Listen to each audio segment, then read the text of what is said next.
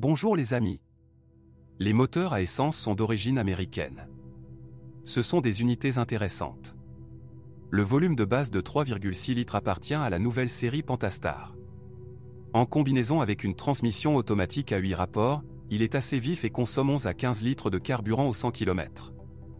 Les premières années de production du 3.6 ont peut-être nécessité des réparations en raison d'un défaut de conception dans le culbuteur. L'un d'eux pourrait se coincer, ce qui entraînerait une usure du compensateur hydraulique et de l'arbre à cam. Si un cognement inhabituel est détecté, le culbuteur et les compensateurs hydrauliques doivent être remplacés. Heureusement, le problème n'était pas généralisé et après le premier trimestre 2013, des culbuteurs modernisés ont commencé à être installés et le défaut a cessé de se produire. Il convient de mentionner le point lié au retrait du catalyseur. Après cette procédure, le moteur commence souvent à consommer beaucoup d'huile. Pour éviter cela, à la place du catalyseur natif, il est au minimum nécessaire d'installer un catalyseur universel. Les voitures de l'année modèle 2015 étaient équipées d'un nouveau moteur de base, un V6 atmosphérique de 3 litres. Les moteurs essence restants sont des V8 5,7 litres, 6,4 litres et 6,2 litres.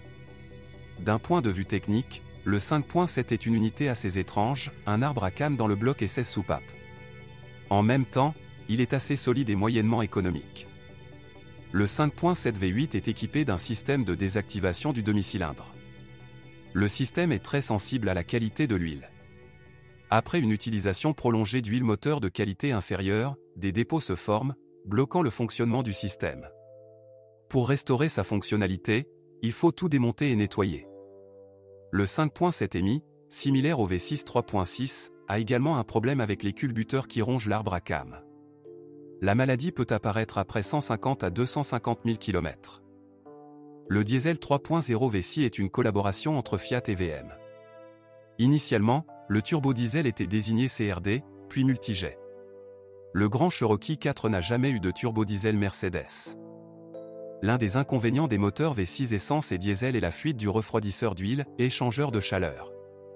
De plus, de l'huile peut pénétrer dans le système de refroidissement. Le groupe motopropulseur prend en charge une portée de 150 à 200 000 km. Le radiateur du système de refroidissement peut fuir après 6 à 8 ans. Les boîtes de vitesse ont un impact significatif sur la dynamique et la consommation de carburant. Ils sont tous automatiques, mais le fournisseur a changé au fil des années. La transmission automatique NAG1 à 5 vitesses de Mercedes, auparavant familière en 2014, a cédé la place à une ZF à 8 vitesses. Cela a permis de réduire la consommation de carburant d'environ 1 litre. Dans le cas d'une ancienne transmission automatique à 5 vitesses, en plus de changer l'huile, il est nécessaire d'éliminer les fuites d'huile. Ils apparaissent suite à l'usure des joints. S'il est détecté à temps, il sera possible de se débrouiller avec des réparations que presque tous les services peuvent gérer. Sinon, la boîte échouera. D'autres problèmes courants avec une boîte automatique à 5 vitesses sont une défaillance du circuit imprimé électrique ou du solénoïde de verrouillage du convertisseur de couple. Pour contrôler la boîte de vitesse, un sélecteur classique a été utilisé pour la première fois, et depuis 2013, un levier non verrouillable a été utilisé, qui revenait indépendamment à sa position d'origine après avoir engagé le rapport. La décision s'est avérée peu fructueuse. Il est facile de se tromper lors du réglage du mode EP.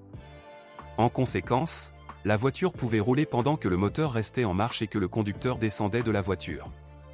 Par la suite, le constructeur a mis à jour le programme de gestion dans le cadre d'une campagne de service gratuit. Et depuis 2017, le sélecteur de vitesse de type classique est à nouveau utilisé, avec des positions fixes. Les capacités tout-terrain dépendent en grande partie de la transmission. Les versions de base importées à titre privé de l'étranger peuvent être à propulsion arrière. Vous ne devriez pas acheter de telles voitures. Il existe plusieurs versions à traction intégrale de la transmission. Il s'agit généralement du Quadratrac 2 et du Quadradrive 2.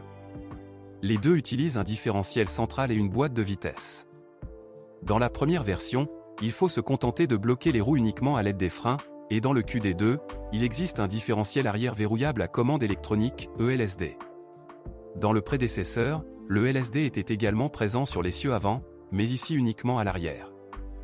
Il existe également Quadratrac, modification SRT et Trackhawk. Il s'agit de la même transmission que le QT2, mais sans la boîte de vitesse. Parfois, la transmission doit être réparée. Par exemple, lorsqu'un bruit apparaît en provenance de la boîte de vitesses arrière, les roulements s'usent. Typique des versions essence des premières années de production. Au fil du temps, des fuites d'huile peuvent apparaître au niveau de l'essieu arrière. Les joints doivent être remplacés. La négligence entraîne des réparations coûteuses. Après 150 à 200 000 km, le moteur de blocage du différentiel arrière ELSD peut tomber en panne. Certains propriétaires ont dû remplacer un module de commande de boîte de transfert défaillant. La chaîne de la boîte de transfert est durable et ne pose aucun problème. Les éléments du châssis sont relativement durables. Après 100 à 150 000 km, les blocs silencieux des leviers avant peuvent nécessiter une attention particulière. Un peu plus tard, les rotules sont rendus. Les blocs silencieux des leviers de l'essieu arrière durent généralement plus de 150 à 200 000 km.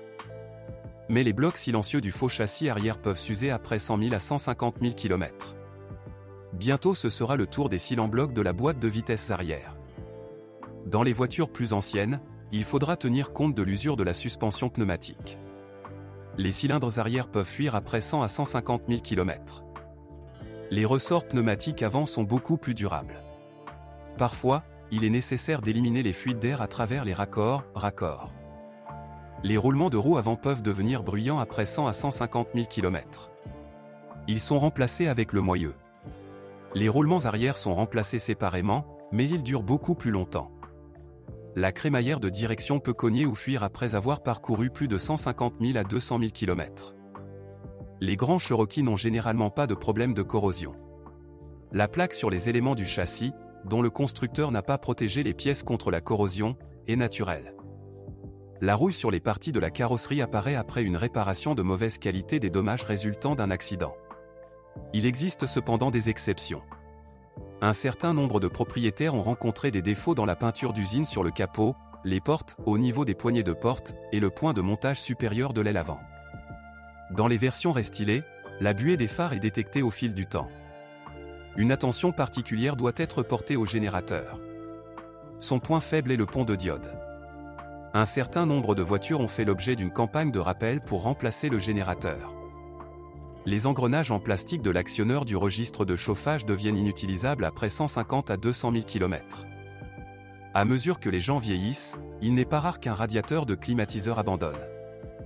Avant d'acheter, vous devriez dépenser de l'argent pour un diagnostic approfondi du SUV dans un centre de service agréé. En plus de l'historique, il sera possible de vérifier si une instance donnée nécessite une campagne de service, qui était assez nombreuse. Si vous connaissez d'autres dysfonctionnements de modèle, assurez-vous d'en parler.